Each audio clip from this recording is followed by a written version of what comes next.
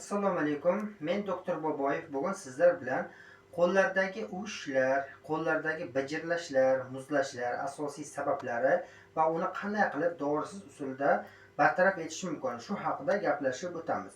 Ma'lumki, qo'lga keladigan nervlar bo'yin umurtqalaridan chiqadi hamda ko'krak qafasida joylashgan kichik ko'krak mushagimiz bor. O'sha kichik ko'krak mushagi ostidan qo'lga keladigan qon tomir nervlar o'tib keladi. Ya'ni boshqacha qilib aytadigan bo'lsak, kichik ko'krak mushagi bu qo'lga o'tadigan qon tomir nervlar uchun kanal vazifasini bajaradi. Kichik ko'krak mushagi ko'krak qafasida katta ko'krak mushagimiz bor. Katta ko'krak mushagi ostida joylashgan bo'ladi va xuddi shu yo'nalishda joylashgan bo'ladi. Qachonki kichik ko'krak mushagimiz tonusga kiradigan bo'lsa, ostidan o'tadigan qon tomir va nervlarni qisadi. Natijada qo'llarda muzlashlar hamda uvishlar, bijirlashlar paydo bo'ladi. Xo'sh, kichik ko'krak mushagining tonusga kirishiga asosiy sabab nima? Buning asosiy sababi ikkita asosiy sabab bo'ladi. Birinchisi, kichik ko'krak mushagi tanadagi limfa aylanishi uchun javob beradi. Qachonki tanadagi limfa aylanishi buziladigan bo'lsa, kichik ko'krak mushagi ikki tomonlama tonusga kiradi va natijada tonusga kiradi va qon tomirlari nervlarni qisishi hisobiga qo'llarda uvishlar, bijirlashlar paydo bo'ladi. Ikkinchi sababi esa adashgan nervning, boshdan chiqadigan adashgan nervning ta'sirlanishi hisobiga diafragmaning spazmga kirishi hisobiga yuzaga keladi. Xo'sh, bular bir-biridan qanday farq qiladi? Birinchi, limfa aylanishining buzilganidan kelib chiqadigan qo'ldagi uvishlar odatda bemorning har qanday holatda, ya'ni yurganda ham, o'tirganda ham, yotganda ham va kunning xohlagan paytda, kunduzi, kechqurun, ya'ni boshqacha aytadigan bo'lsa 24 soat davomida doimiy bemorni bezovta qiladi. Adashgan nervning ta'sirlanishi hisobiga, diafragmaning spazmi hisobiga kelib chiqadigan qo'l uvishlari odatda bemor yotganda qo'zg'aladi va ayniqsa kechki soatlarda, ya'ni quyosh botgandan keyin ko'proq bemorni bezovta qiladi. Xo'sh, bu odatda adashgan nervning ta'sirlanishi bilan ushbu mushak tonusga kirish qanday bog'liqligini tushuntirib o'taman. Ya'ni bemor asabiylashganda, uzoq vaqt diqqat bo'lganda yoki bo'lmasam uzoq va biror narsani o'ylab yuradigan bo'lsa, adashgan nerv yuqoriga qarab ko'tariladi. Natijada adashgan nerv bilan yonma-yon joylashgan diafragma nerv ta'sirlanadi va diafragma spazmga kiradi. Diafragmaning spazmi natijasida uning ostida joylashgan jigar va oshqozon harakati buziladi. Buning natijasida jigar va oshqozon bilan bog'liq bo'lgan katta ko'krak mushaklarimiz, ko'krak qafas mushaklarimiz tonusi ketadi, ya'ni funksiyasi buziladi. Ya'ni bunaqa odamlarni ko'krak qafasini ushlab ko'radigan bo'lsangiz, ko'krak qafas juda bo'sh va atalasimon bo'ladi. Va katta ko'krak mushaklarining funksiyasi buzilgandan keyin ushbu funksiya uning ostida joylashgan kichik ko'krak mushagiga tushadi va kichik ko'krak mushagi tonusga kiradi. Xo'sh, buni qanday qilib davolashimiz kerak? Birinchi, limfa aylanishi bilan bog'liq bo'lgan qo'l uvishlarini davolash uchun eng avvalo ikkala tomonda umrov suyagimiz bor.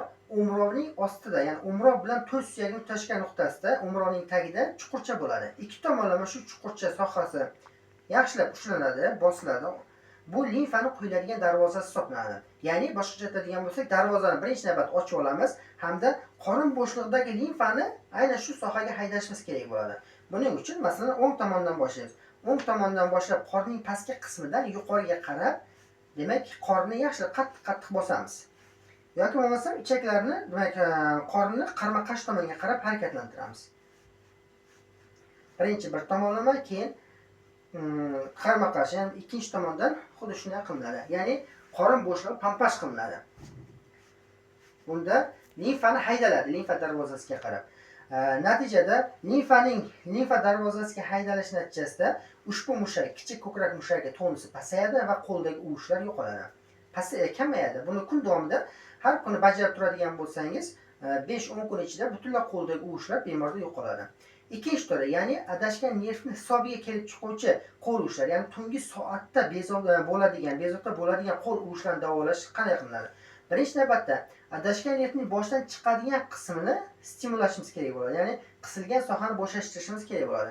Adashgan nerv o'tgan vaqtda aytganimizdek, quloq orqa sohasida so'risma o'siq bor. O'sha so'risma o'siqni orqa sohasidan boshlanadi. Demak, bu haqida o'tgan vaqtda aytib o'tgan edik.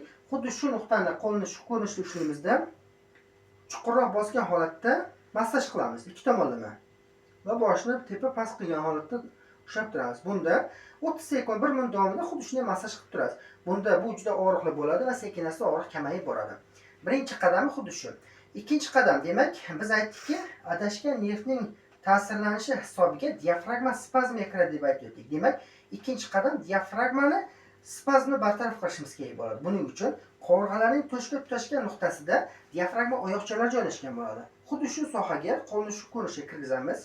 Bemor qorindan chuqur nafas olib chiqaradi va qo'lni chuqurroq kirgizib boraveradi. Qo'rg'on ostiga ikki tomonlama va qorindan nafas olib chiqaraveradi.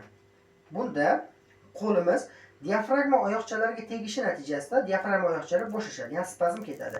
Natijada jigar va oshqozonning harakatiga kirishi natijasida jigar va oshqozon bilan bog'liq bo'lgan katta ko'krak mushagi kuchi tiklanadi va kichik ko'krak mushagi tonusi kamayadi. Yoki yana bo'lishi mumkin, jigar va oshqozon yallig'lanish natijasida yuqorida aytgandek katta ko'krak mushagining kuchi yo'qolib, kichik ko'krak mushagi tonusga kirishi mumkin. Bunday holatda masalan jigar gepatitlarda, gepat B, C yoki bo'lmasa alkogolli gepatitlar bo'lishi mumkin bemorda, yoki bo'lmasa oshqozonda yallig'lanish bo'lib, gastrit yoki oshqozon yaralari bo'lishi mumkin. Demak, bunday holatda bunaqa qo'l uvishlarda biz jigarni hamda oshqozonni alohida davolashimiz kerak bo'ladi. Masalan, oddiy jigarni davolash uchun gepatitlar funksiyasi tiklovchi oddiy rastorovchi damlamalarni tavsiya qilamiz.